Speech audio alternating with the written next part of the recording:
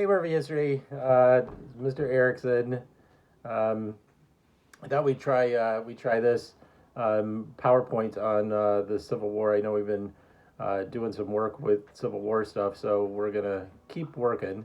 I thought I'd give you my own crash course version of the Civil War through some PowerPoint slides. Um, if you remember, last thing we talked about was basically kind of just the beginning of the Civil War. So I think in class we left off with the Lincoln War Inventory, and the first slide is basically just that war inventory. And what we know is that Lincoln had 6 categories in his war inventory, things that he thought were absolutely essential in terms of fighting and winning the war: population, railroads, industry, money, grain production, iron production. What we also learned is that there is a significant advantage that the Union or the North is going to have in all of these categories. So when Lincoln looked at all of the things that he had available to him during the war, one of the reasons why he asked for 90-day volunteers is because of this: the idea that he felt like everything that he needed to win was in front of him. The huge advantage in terms of population, which meant that he would have more soldiers available. The railroad advantage meant that you could move troops. The industry advantage meant you could make the things that you needed. The money advantage, obviously, things that you could buy. Grain production is the food supply, and then iron production, which is overwhelmingly in favor of the Union. So Lincoln looked at those things, saw those things, and decided, I'm going to win the war. I'm going to win it quickly because I can overwhelm the enemy with all of these sort of things. So when we take all of these elements together, so we take these things together, one of the things that we find is that there is this significant advantage. So as we get to Fort Sumter and the first shots fired in the war, Lincoln is going to kind of pull all this stuff together into a defining military strategy. One of the things that is important with any military strategy is obviously a nickname for that military strategy. Lincoln is going to refer to his military strategy as the Anaconda Plan. He chose the anaconda. Anaconda is a big giant snake. The anaconda is known as a constrictor. So what it does is it literally wraps itself around its prey, squeezes the life out of its prey, and then eats its prey whole. Lincoln was going to do that with his military strategy. It is all going to be based on the idea of effectively being able to take the South, kind of strangle the South in terms of its resources by not only knowing that you have more, but of taking away the resources that the enemy potentially can use. When you have an advantage in terms of industry, it's not just about promoting your advantage, it's also about how do you get rid of the enemy's ability to use industry. And so the plan, the Anaconda Plan, is intended to do that. Ultimately, the point is to be able to wrap yourself around the South, create a strategy that effectively closes the South off from not only the rest of the world, but in some ways from each other in terms of the South. So the Northern strategy is referred to as the Anaconda Plan, and it is going to take ideas like population and industry and railroads and food production, and it's going to throw those things all together into one significant strategy. The Northern strategy, the Anaconda Plan, is basically going to be 3 different parts. The first part of the Norse plan is a blockade. Blockade is kind of cutting off the South, the Confederacy, from the rest of the world, and in some ways cutting it off from itself. The second part is called divide and conquer. So once the blockade is in effect, and the blockade will be in effect throughout the entire course of the war, the second part is to actually invade the South, and that becomes a fairly key part of the whole strategy because the South is asking to be left alone. It's going to protect itself, and so the second part is where the Union Army is actually going to have to invade the South and win battles to take over the land in the Southern Territory. From Lincoln's perspective, this is about uniting the country, you're bringing the country back together. The Confederacy has to be defeated, and it has to be defeated on its own terms in its own place. The third part of this strategy is referred to as capture the capital. In the third part of the strategy, we're looking specifically at how do you end the war. Um, there's an old saying that if you want to end a war, what you have to do is take over another country's capital. In the case of the Confederacy, the capital is Richmond, Virginia. Richmond, Virginia is less than 90 miles from Washington, D.C. It's fairly close proximity. There's a lot of people early on in the war saying, just fight for the capital. We gave that a try at the beginning, the Battle of Bull Run, and shortly thereafter. But ultimately, Lincoln decides to kind of play this game of protection in terms of our own capital, Washington, and letting the rest of this strategy sort of begin to play itself out. Now, the first part of the strategy is called blockade. In a blockade, you're going to use troops and or ships, mostly ships, to cut off the ports and borders of a country. So the idea of a blockade is to effectively be able to stop the South from being able to do things that it needs to do. When you look at the inventory and you look at categories like industry and iron production and things like that, what we know is that the Southerners have to go out and get those things. They have to go out to other countries. They have to trade with other countries and effectively be able to bring those things in, because obviously, they can't trade with the North.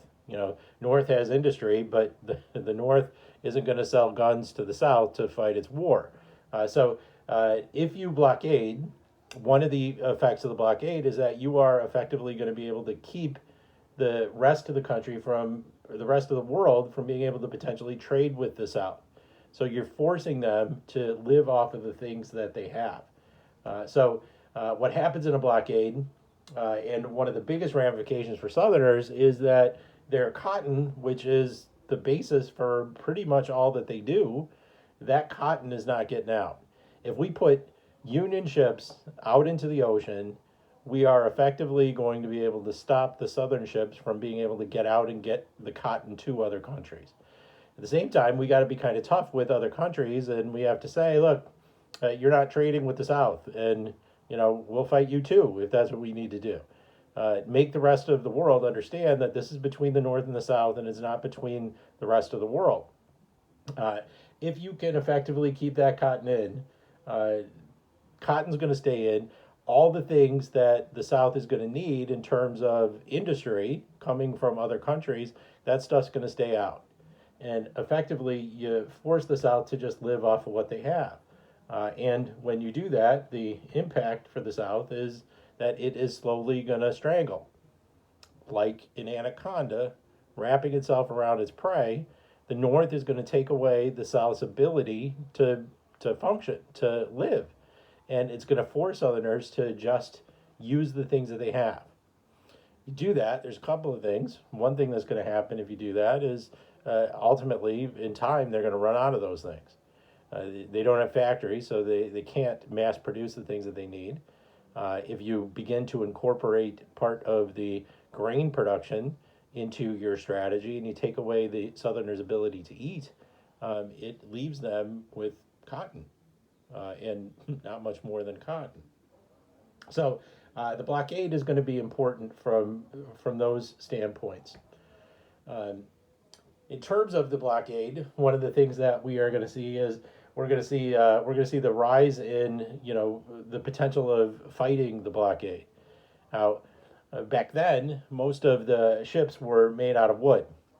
But again, if you keep going back to the inventory and you see this 96% production of iron in the North and 4% production of iron in the South, that's going to become significant when you can start to build the ships on the water that are made out of iron. Iron ships are going to be basically indestructible just about for their time. Huge in terms of your ability. Now, one of the things that we're going to see in this war is our first major naval battle with ships that are made entirely out of iron. Both sides are going to have an iron ship. The Merrimack is the ironclad ship of the South, and the Merrimack is actually probably the first ironclad ship in production, and it's a Southern ship. So even though they only had 4% of the iron production, the South was able to put an iron ship into the water first. The impact of the Merrimack is that if the Merrimack is going up against ships made out of wood, it potentially is going to be able to break the blockade that surrounds it. Now, uh, even though the Merrimack is the first iron ship in the water, we're going to find that the Union Army is going to be able to put all kinds of iron ships into the water. The first northern iron ship is called the Monitor. The Monitor is the first of many, and there are a ton of differences between the Merrimack and the Monitor. The southern ship, the Merrimack it was basically lined with iron. So they actually took a wood ship, raised it from the ocean floor, lined it with iron, and put it out to battle. The Monitor is going to sit much lower in the water. Um, they refer to it as a tin can on a shingle. It's a just a one position above. It has a stationary gun, just one gun on the Monitor. The Merrimack had several cannon positions. But the neat thing about the Monitor is that its gun was not stationary. It could actually spin 360 degrees and shoot in all directions. So early in the war, we're going to have a fight. The Southerners are going to want to break the blockades, and they're going to use their iron ship, the Merrimack, to attempt to break the blockades. The North is going to hurry to begin to put iron ships into production, and we will in 1862 we'll have a fight. The first battle of the ironclads is the Merrimack versus the Monitor, and they will fight in open water. Um, in terms of a naval battle, it's not too intense in terms of a battle, because basically what you're doing is kind of lobbing cannonballs into iron ships, and if we were in class, I would have given you the battle, drawn the battle, famously of the Merrimack and the Monitor, and basically what you get is you just get a bunch of dents. You get cannonball after cannonball off of each other, and slowly the sides are going to withdraw from each other. The greatest American naval battle in the Civil War, the Battle of the Monitor and the Merrimack, basically ends in a tie. Both ships kind of peel away. What becomes important, though, is that the North is going to be able to put a whole bunch of Monitor-like ships into the water. Not only on the ocean, but they'll be able to put them on the river and other places like that. And it changes things pretty significantly in terms of the war. So the blockade is going to work because of the superiority of ironclad ships on the water. And over the course of time, it is going to take away the South's ability to eat, to do anything, to trade, whatever. Oh, here's something that could be a test question for you. The sound a cannonball makes when it hits an ironclad ship, that sound is plink. Plink, ladies and gentlemen, plink. The second part of the strategy is called divide and conquer. Divide and conquer is once we get the blockade in place and we start thinking in terms of how do we fight this war, the strategy that's going to be used is to slowly sort of work the war in one direction. The Civil War is basically a war that's going to be fought on two fronts, but it is a war that is fought from the west to the east. And as far west as we go, really, in terms of the war, is the Mississippi River. Lincoln feels like it's an incredibly intelligent thing to do to sort of progress the war from the Mississippi River and then push the war to the east, bring the war to the ocean, and ultimately shrink the size of the war by doing that. So Grant is going to become important in the western force of the war in terms of being able to kind of take pieces of land and slowly move the war from the west to the east.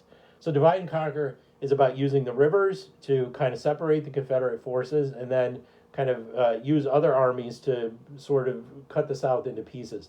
It's called a quadrant kind of strategy because the idea is to just win a piece of land and then move on from that piece of land so that the war is never going to come back to that piece of land. And if you are consistently fighting from the west to the east, as you win territory in the west, you are making the war smaller. Because what you don't have to do is you don't have to fight behind you. And so every time that Grant wins a battle on the Mississippi, he's closing the size of the war. And eventually he's going to begin to push that war toward the east.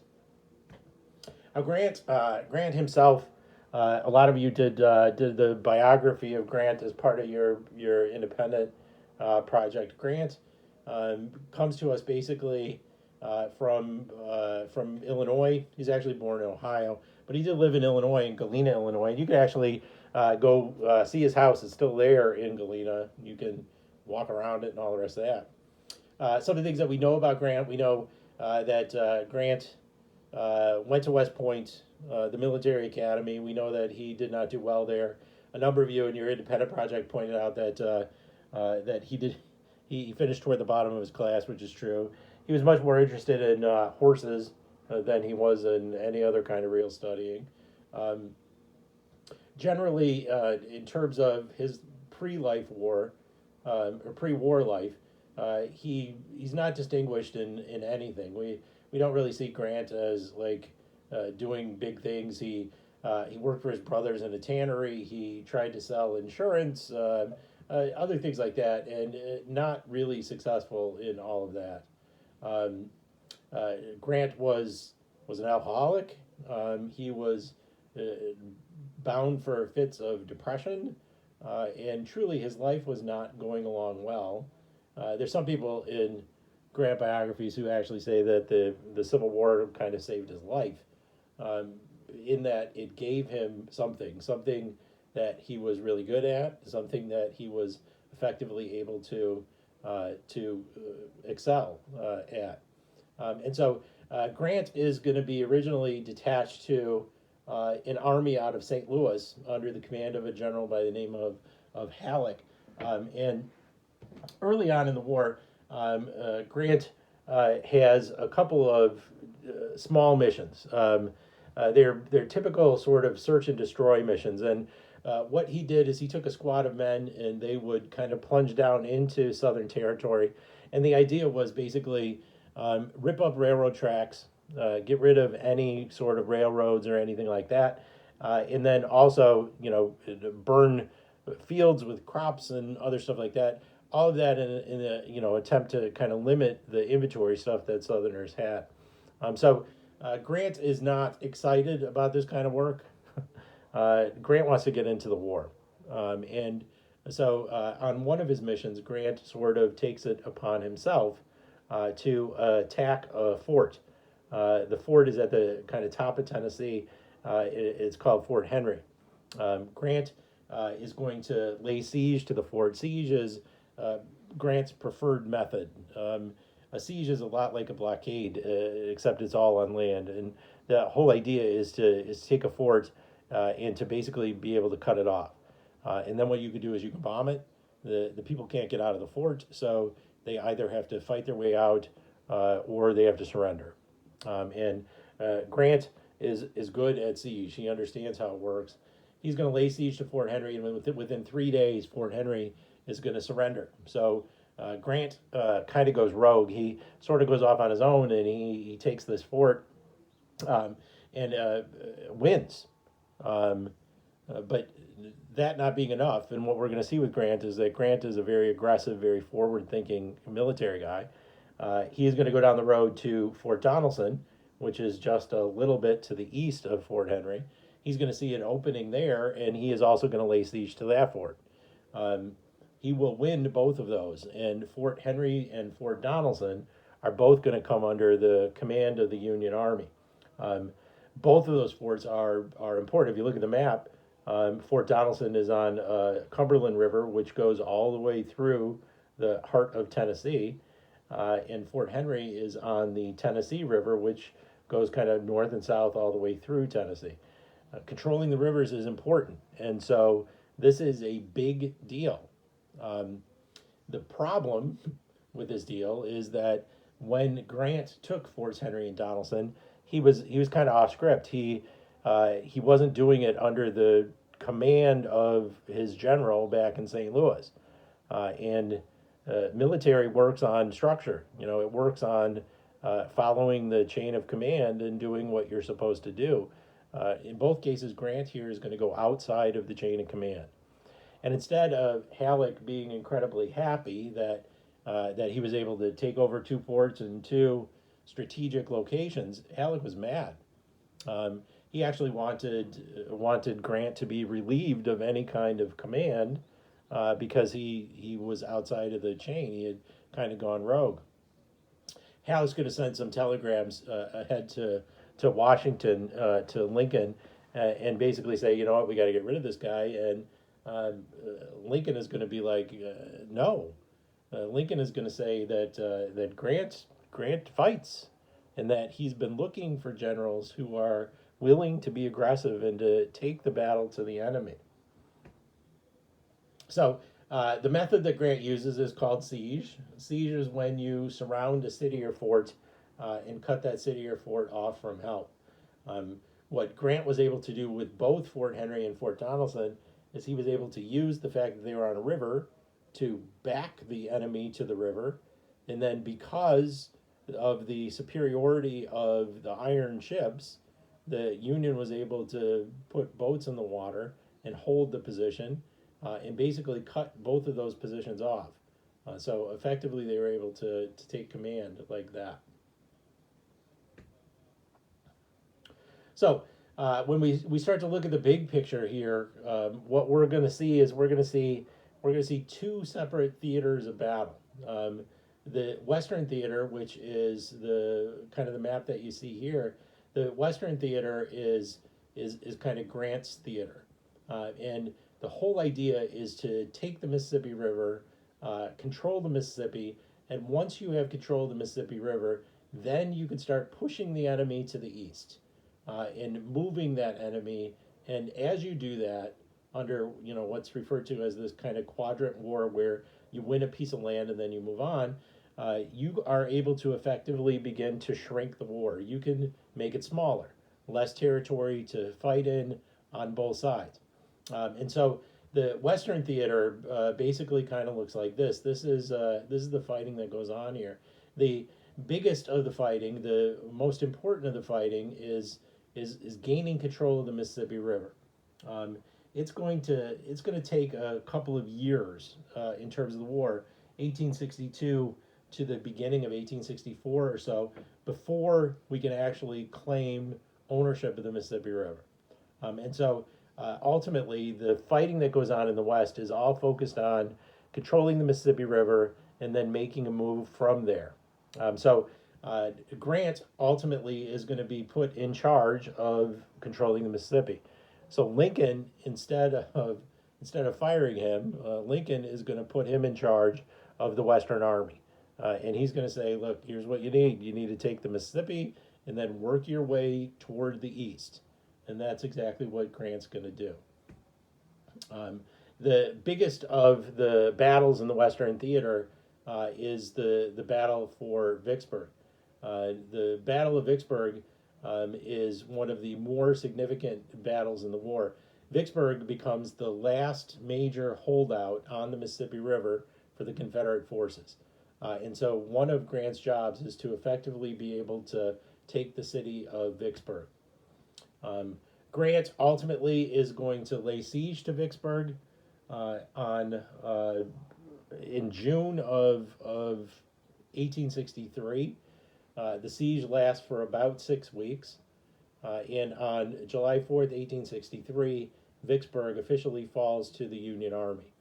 When Vicksburg falls, the entire control of the Mississippi River falls into the hands of the Union Army. So the Union Army controls the entire Mississippi River. That is what Lincoln referred to as the backstop of the war. This is where he was going to take up the position of fighting from the west to the east, control the Mississippi, and then work your way to the east and make the war smaller as you go. The date itself, July the 4th, is probably the most important single date in terms of the war.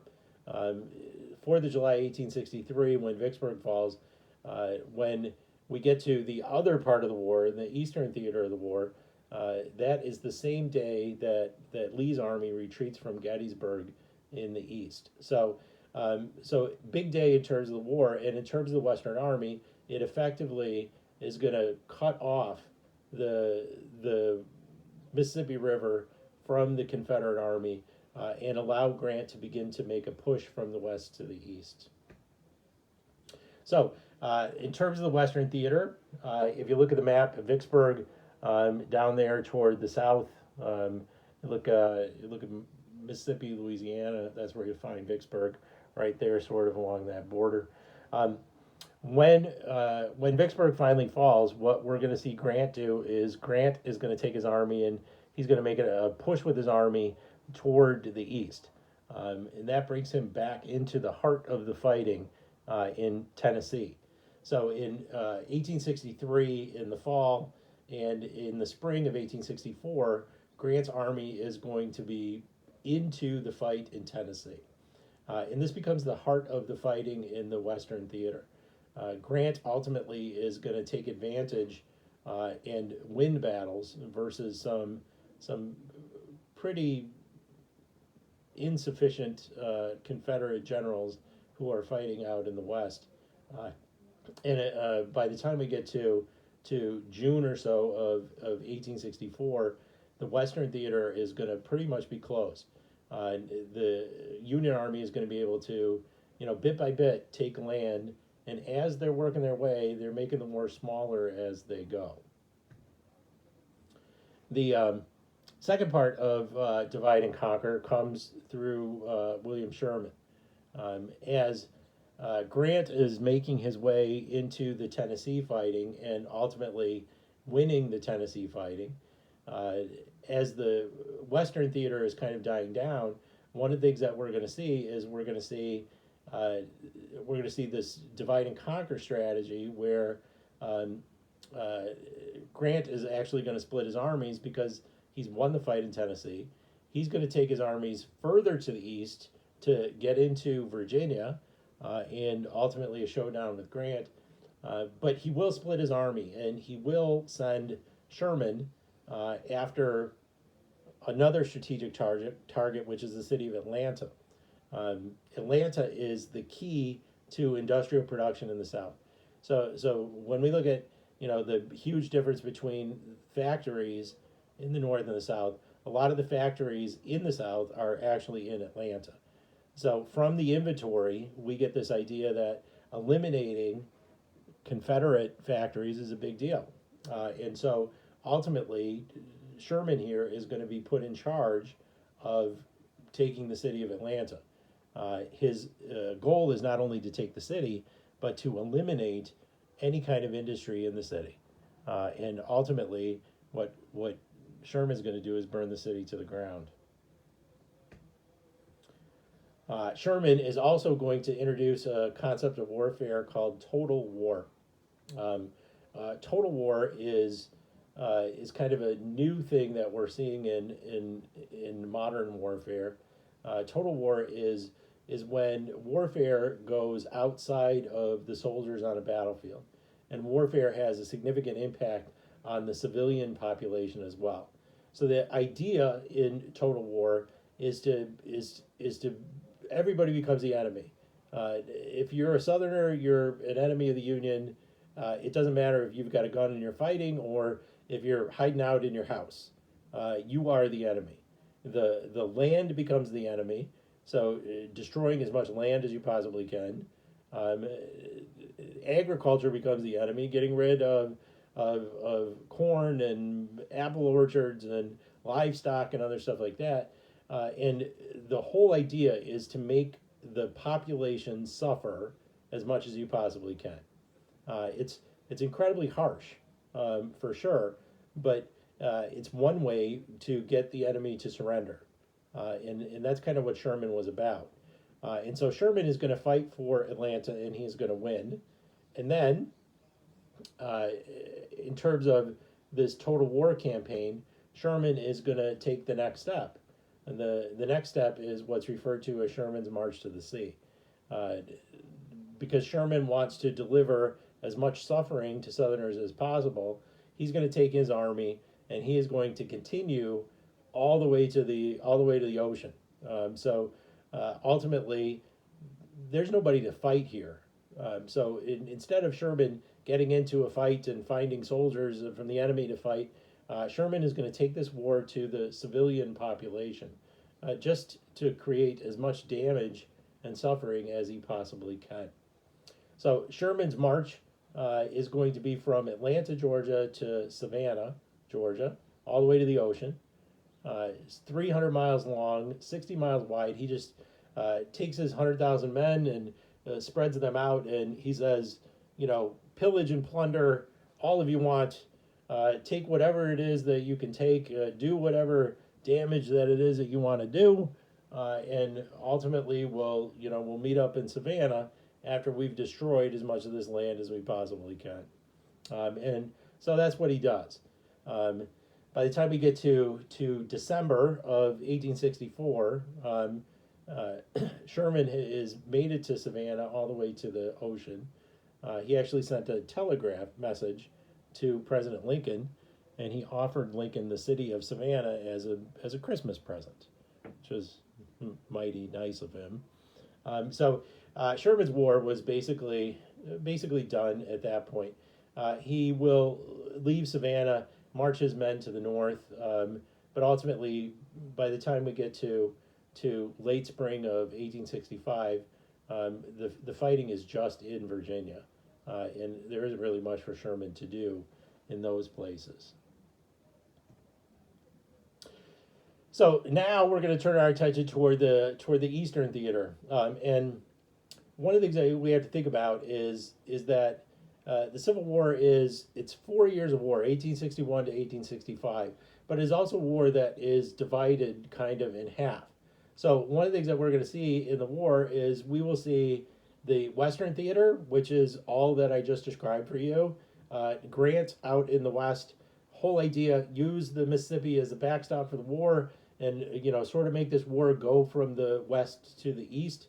And then we're also going to see a kind of parallel war. So while we're seeing the fighting that's going on in the Western Theater, we are also at the same time seeing fighting going on in the East. But the focus of the fighting on the East is much different. The Western Theater with Grant, it's about taking land, eliminating the enemy in the Western Territory, and making the war smaller. For the Union Army in the Eastern Theater, this war is much more about kind of protecting Washington, D.C. And so almost all of the Eastern Theater fighting that you're going to see is on the slide in front of you. It's fighting that occurs just, for the most part, in Virginia. And ultimately, that's where we're going to see the fighting that happens in terms of the war. So while Grant is, chewing up territory and, fighting for miles and miles and miles and miles, most of the Eastern Theater fighting is confined to, 200 miles in the state of Virginia. And so the Eastern fighting is much more condensed and much, much smaller. Now, another thing that we're going to see in terms of the war is we're going to see a real disparity in terms of leadership as far as the war goes. On the Union side, Lincoln becomes very happy with Grant. Grant is fighting out in the West. He's very aggressive, very forward in terms of the fight. But in the Eastern Theater fighting, Lincoln is having some really significant problems with his leadership. Lincoln is gonna fire 5 generals by the time we get to 1864. So 3 years into the war, and he has changed leadership in his Eastern Army at least 5 times. And one of the things that is truly frustrating for Lincoln is the idea that his Eastern generals are not like Grant. Grant is aggressive. Grant is willing to use total war. Grant is willing to do whatever needs to be done in order to win battles. The Eastern generals are much more cautious, and Lincoln has trouble with his Eastern generals because of their level of caution. The first general is a general named McClellan, George McClellan. He is one of the first guys to be in charge of the Union Eastern Army. And McClellan is ridiculously safe and incredibly cautious. There is some battles early on in the war called the Peninsular campaigns, and McClellan he just doesn't want to. He just doesn't want to fight. McClellan's soldiers absolutely loved him because McClellan was known to find ways not to fight. There's a series of letters that go back and forth between McClellan and Lincoln, and as the war is kind of starting, one of the things that Lincoln wants McClellan to attack the Confederate Army, attack Lee and the army in Virginia, and McClellan kind of gets this letter from Lincoln, and Lincoln says, get yourself in a place to attack Lee, and McClellan says, all right, I'll attack him, but I don't like the ground. I want to move my army to some better ground, and then I'll attack. And Lincoln says, okay, move your army. And so McClellan picks up his army, moves them to another place, and Lincoln sends him a letter, what's going on? I thought you were going to attack. And McClellan says, well, I'm going to attack, but I don't think this land is the best land. I want to go back where I was before, and then I'll fight. Lincoln says, okay. So McClellan kind of picks up the army and moves them back. And Lincoln says, all right, attack. And McClellan kind of basically says, well, you know what, I'm not really ready to do that. And at that point, Lincoln loses his temper with McClellan, and ultimately he's going to fire him. The replacement for McClellan is General Pope. General Pope is about as opposite of McClellan as you could be. Pope is he's happy to fight. He will fight anywhere, anytime. The problem with Pope is that he is incredibly reckless. He's not incredibly strategic in his thought, and Union soldiers die because he is too greedy in terms of the fight. There's a story that when McClellan's soldiers, when McClellan would ride by his soldiers, that they would stand and cheer for him. And then when Pope took over the army, when he rode by the soldiers, they would stand and throw rotten fruit at him. They did not like him because he was dangerous. Lincoln recognized that pretty early on, and Pope is going to be replaced by General Burnside. Fun fact, the sideburn is named after General Burnside. Just take a look at that picture and you could probably see why. General Burnside, he is a good soldier. He was actually a demolition guy, so he did demolition work. The problem with Burnside is that he wasn't real smart, and I'm not saying that to be mean. Burnside actually said, "I'm not really that smart," and so when Burnside was going up against General Lee, he was completely outsmarted. Lee was way smarter than him, and Burnside actually asked to be relieved of command. He basically said, "I can't do this. I can't keep up with this guy. He's too smart for me." And so Burnside got demoted. He went back to demolition. Sadly, because he wasn't so smart, he ended up setting off a bomb that got 10 of his own men killed. Burnside is replaced by General Hooker, Fightin' Joe Hooker. Hooker is good as a leader. The problem with him is that he kind of comes about this paranoia in leadership, where he keeps feeling like Lincoln is not doing enough for him, and Lincoln keeps telling him, you got all the men you can need. When you look at the inventory numbers, every time these guys go into battle, the Union Army has twice as many guys in the field, and Hooker is always asking for more men, and Lincoln kind of says, you know what, you got enough. Eventually, Hooker says, you know what, you're not going to support me. I can't do this. And so Lincoln fires Hooker and replaces him with General Meade. Meade is going to be the guy who is the leader of the Union Army at the Battle of Gettysburg. He also is the guy that Lincoln thought had the potential to end the war and then made some mistakes and ultimately didn't. So while all this stuff is going on with Lincoln's army in the East, there are the same sort of problems happening in the Western theater in the Confederate Army. The Western theater and the Confederate Army, they too are going to run through a whole bunch of military guys in the hope of being able to stop Grant's progress through the West. And it's sort of the same thing. Jefferson Davis has these issues with his leadership, and it becomes very difficult. His first Western leader in the Confederate Army was Alvin Johnston. Alvin Johnston was a rock star. He was going to be the guy, incredibly bright, really smart.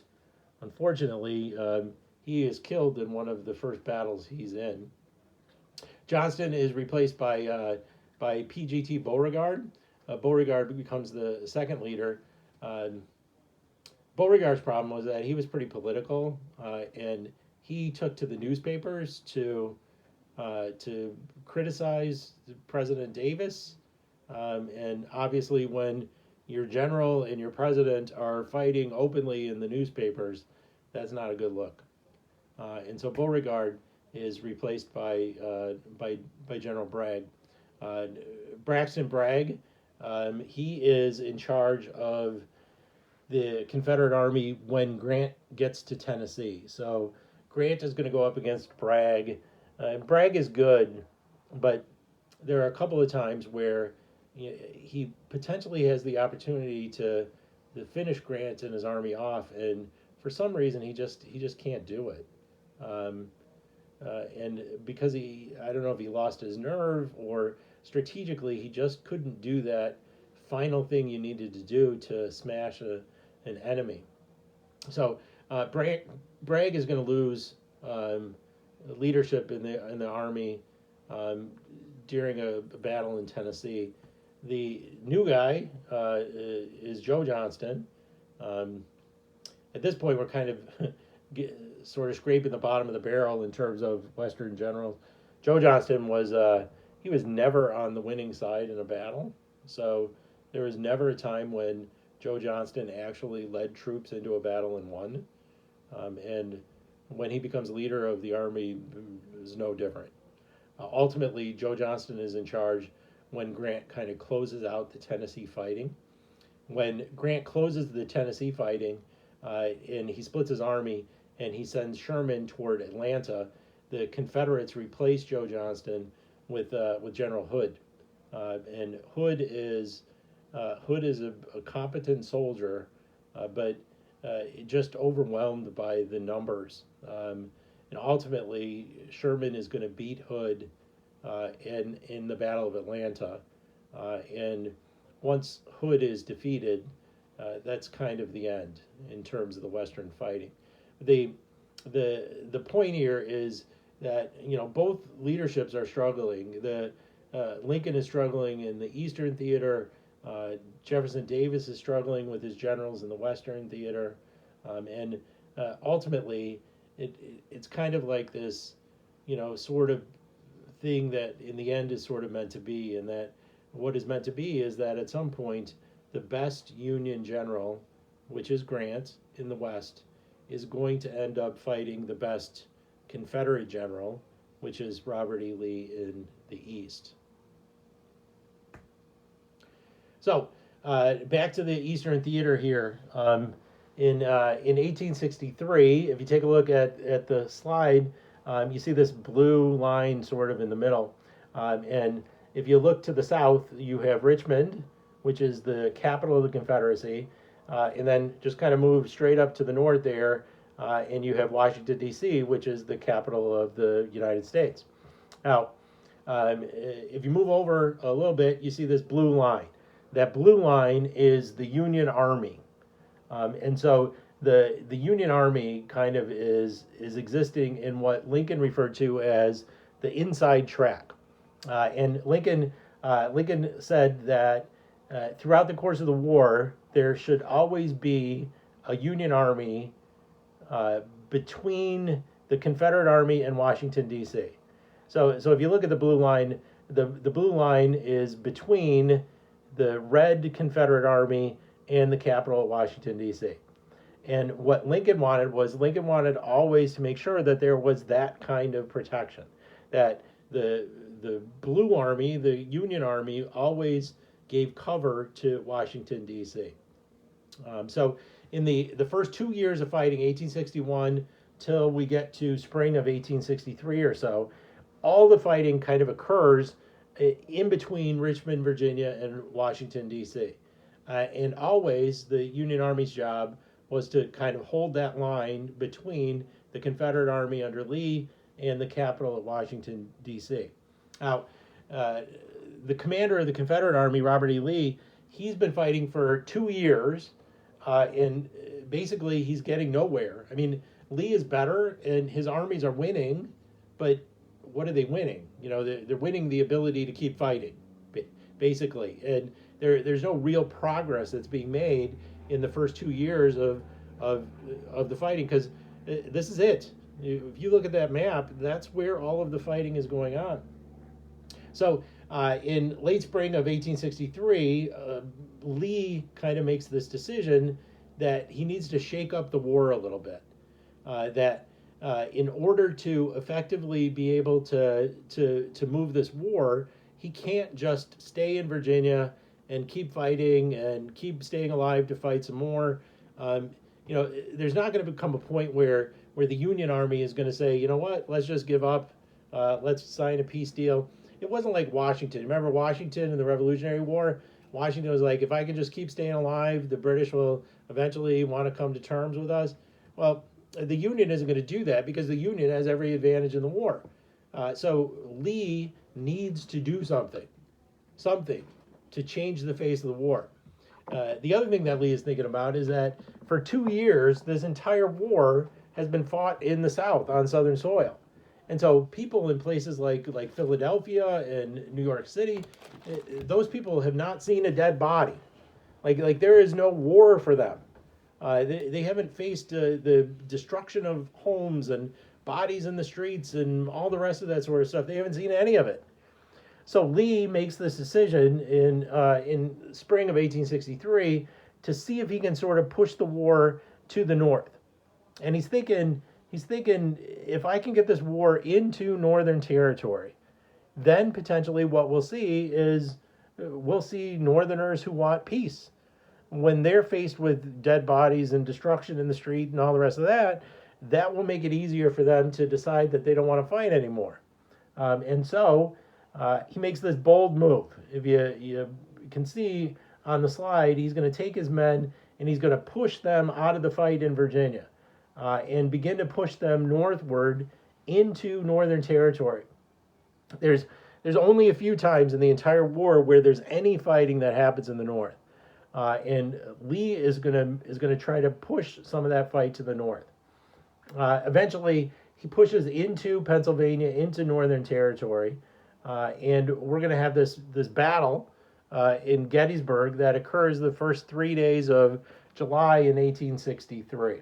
The whole idea is to get in a position to force the North to kind of come to deal with the war on its own land and its own territory. So Lee is going to push in. Now the blue line on the map is the Union Army, and Meade, who is now in charge, Meade follows the inside track. So if you notice the Blue Army just keeps kind of pushing to the north. It always keeps itself between Washington, D.C. and the Confederate Army. And then ultimately, as Lee kind of hooks back into Gettysburg, that's where the two armies are going to come together. And so in July of 1863, we are going to have the Battle of Gettysburg. The Battle of Gettysburg occurs over 3 days. And what we'll see is we see the positioning of both armies. The Confederate Army is going to take up a position on a ridge called Seminary Ridge. And then about a mile from Seminary Ridge is another ridge called Cemetery Ridge. The Union position is going to be on Cemetery Ridge.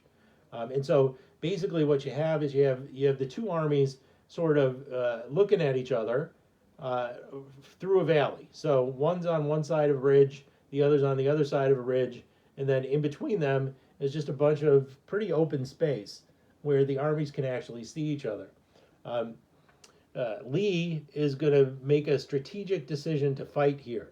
Um, some of his generals not so happy about it. One of his generals, General Longstreet, he told Lee that this is a bad place to fight, that he should try to maneuver the Union Army out into the open and fight him there. And Lee kind of just says, you know what, it's going to be here. And so for the next 3 days, we're going to have the battle here at Gettysburg. The first day of the battle, the 1st of July, the push from the Confederate Army is going to come from the north.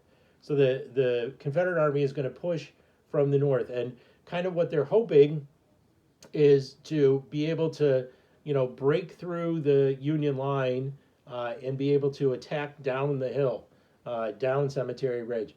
There's a lot of fighting on day one.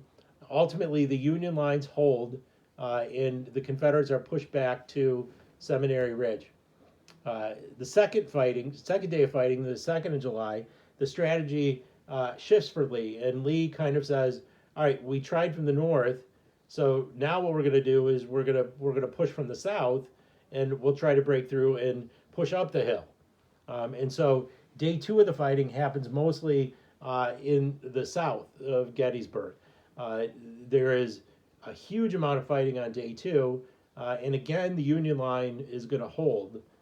So we move to the third day. Third day, Lee is going to implement a little bit different strategy. First day, he tried from the north. Second day, he tried from the south. So day 3, what he's going to do is he's going to try both. He's going to try a push from the north and a push from the south. And what he kind of thinks is going to happen is that the Union Army is going to have to come up to meet the attack in the north, and it's also going to have to pull down to meet the attack in the south.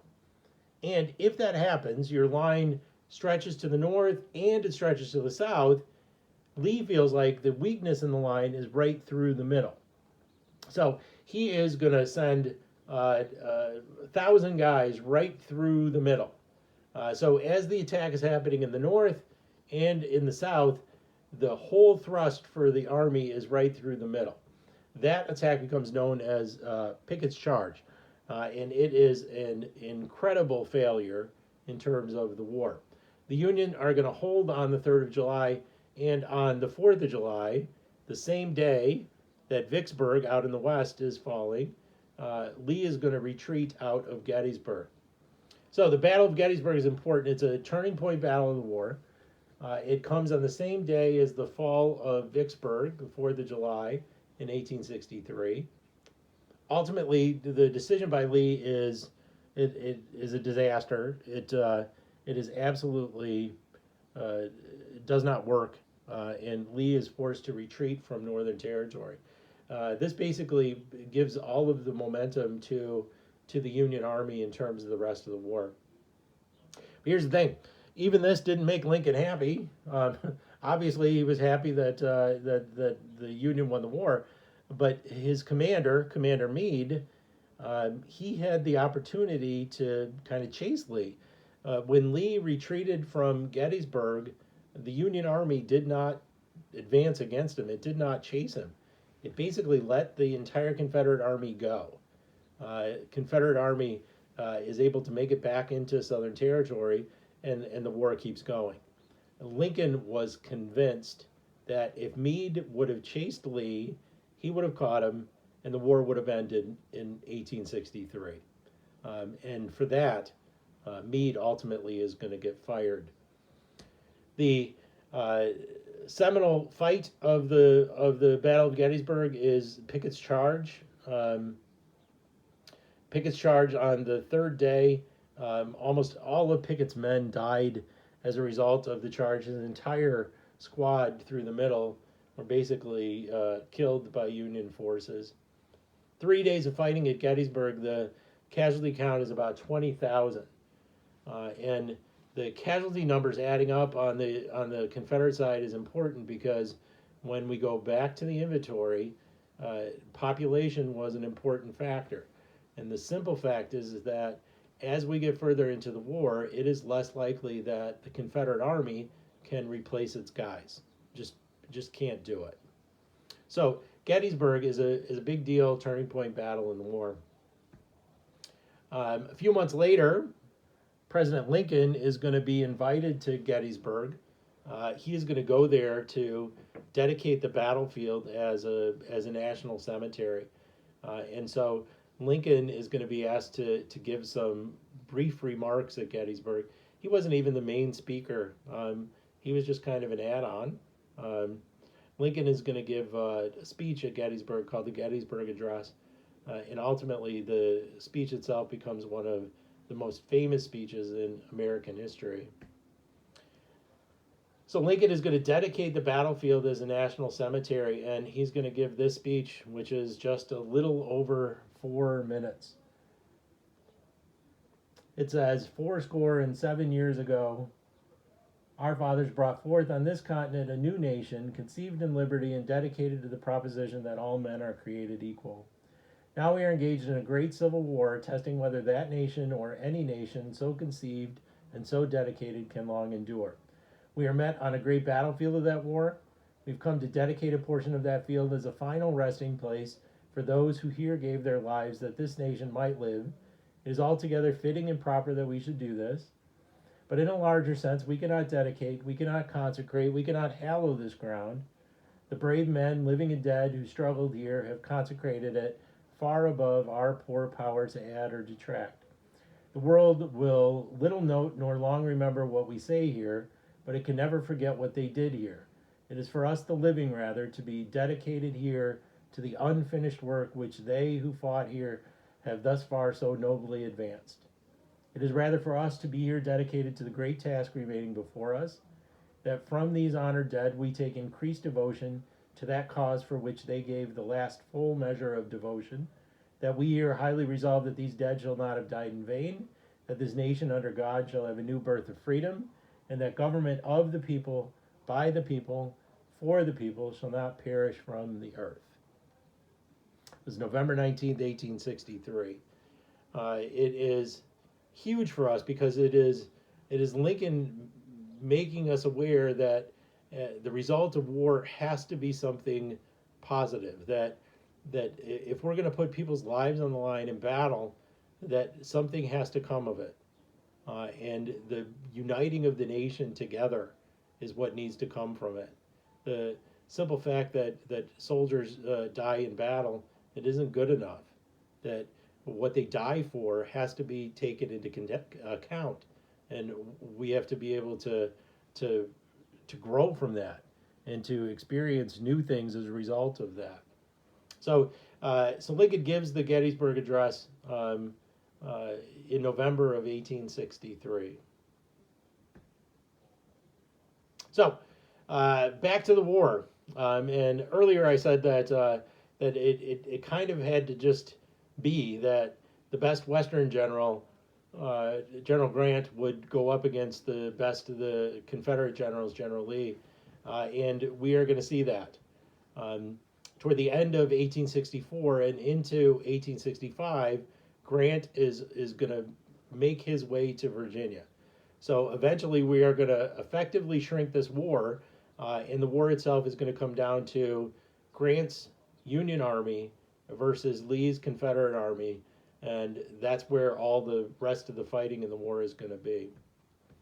So by the time that Grant gets to the Eastern Theater, and we see him make his presence known here in the East, we'll have about 1 year of fighting. So 1864 through May of 1865, or April of 1865, that's when we get the rest of the war. So this is just Grant versus Lee pretty much in every place. One of the things that becomes apparent to Lee as he's fighting Grant in 1864 is that Grant is different. He is not like the generals who have fought in the Eastern Theater from the Union. Grant is a much more aggressive opponent. And we see in the Battle of the Wilderness in the 5th and 6th of 1864 that Grant is absolutely unwilling to move away from battle, that he is going to aggressively attack and attack and attack. Grant understands that if I have more men than you have and we keep fighting, the chances are I'm going to win, and he will play that through. The Battle of the Wilderness is ridiculously intense fighting, and Grant just keeps coming. There is eventually going to be a battle at Cold Harbor in June of 1864 where Grant is going to lose 20% of his army in a day. 20%. One out of every 5 guys in his army is going to die. And Grant isn't going to stop. He's going to continue to push the fight. So ultimately, Grant is going to continue to aggressively attack Lee. Ultimately, at the Battle of Cold Harbor in June of 1864, Lee is going to take the city, and Grant is going to do what he does, which is to lay siege to the city. The siege of Cold Harbor, which is just outside of Richmond, the siege is long. It lasts almost a year. And so for almost a year, the entire war is about this one little piece of land just outside the capital of the Confederacy. Lee is going to build himself into the city. Grant is going to do everything he can to bomb him out, and Lee is going to stay. Through the winter of 1864 and into 1865, he holds the city. And eventually, in spring of 1865, Lee, he has to make a decision. It's either fall into the capital and defend it till it falls, or make a run for it. And Lee kind of feels like if he can get out of Virginia, maybe he can throw an army together again. Maybe get out to Tennessee, hook up with some old soldiers out that way. And so Lee makes a decision to leave Cold Harbor and to make a run for it. So he's going to head out from Petersburg, and Grant is going to catch him in the town of Appomattox Courthouse. Appomattox Courthouse is the name of a town. It's not the name of a courthouse. So the city of Appomattox Courthouse, ultimately, that's where Grant catches Lee. And on April 9th, 1865, the two are going to meet, Grant and Lee, and they are going to discuss terms for surrender. So at Appomattox Courthouse, Grant ultimately is going to accept the surrender of Lee on April 9th, 1865. So for all intents and purposes, the war is going to end at that meeting on April 9th, 1865.